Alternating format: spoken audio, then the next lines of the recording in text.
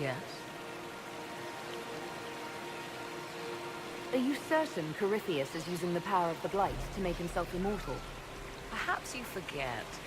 I was in Ferelden during the Fifth Blight. I have seen a true archdemon rage. How Corypheus gained the power to send his soul into blighted bodies, that is the real question. Will answering that question let us destroy Corypheus for good? Perhaps. I would suggest first dealing with the well. If Corypheus obtains it, any chance of success could be lost.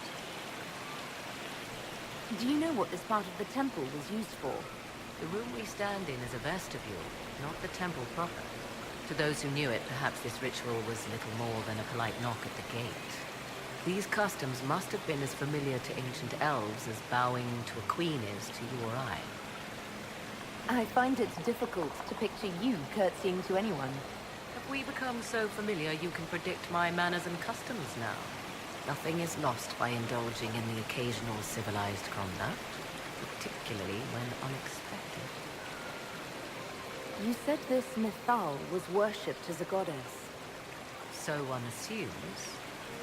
What is a god but a being of immense power? The dread old gods were nothing more than dragons, after all. They rise as archdemons, and they die. Perhaps Mythal was a powerful elf, a ruler among her kind. History often plays storyteller with facts. You admit lack of knowledge, and yet dismiss her so readily? I do not dismiss her. I question her supposed divinity. One need not be a god to have value. Truthfully, I'm uncertain Mythal was even a single entity. The accounts are varied. There are varied accounts of Mythal. In most stories, Mythal rights wrongs while exercising motherly kindness. Let fly your voice to Mythal, deliverer of justice, protector of sun and earth alike. Other paint her as dark, vengeful. Pray to Mythal and she would smite your enemies, leaving them in agony. More Danish tales. If you know more about this, Solus, speak. The oldest accounts say Mythal was both of them, and neither. She was the mother, protective and thief. That is all I will say. This is not a place to stir old stories. Whatever the truth, all accounts of Mythal end the same. Exiled to the beyond with her brethren. What do you mean, exile? Tricked by the Dread Wolf, as all the elven gods were said to be, trapped in a land beyond the Fade.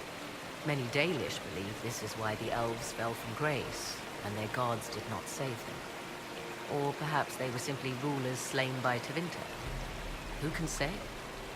You've seen the elves here. They seem odd. Indeed. Two things are possible. One, this is a group of Dalish separated from their brethren, cultists, fanatic in their desire to keep humans away. Two, these are elves descended from the ancients, having resided here since before the fall of Arlathan. The second appears unlikely, but if true, implications are astounding. If they keep records, it could change everything we thought we knew about history. It is thrilling, no?